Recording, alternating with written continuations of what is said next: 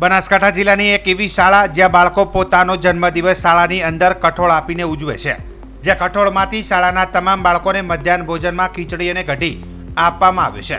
એ શાળા છે નાનોલ પ્રાથમિક શાળા, તાલુકો થરાદ, જિલ્લો બનાસકાંઠા। આ ગામની અંદર વાલીઓ પણ પોતાના જન્મદિવસ નિમિત્તે શાળાની અંદર કઠોળ મગ આપે છે।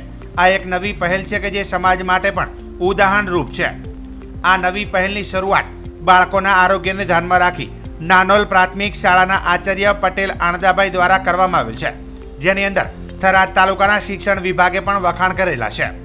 શાળાના આચાર્ય, ગામના વાલીઓ, તમામ બાળકો, તમે અને શાળાના સ્ટાફ મિત્રો શાળાએ પહેલ કરી છે અને તે પહેલને લોકોએ બિરદાવી રહ્યા છે।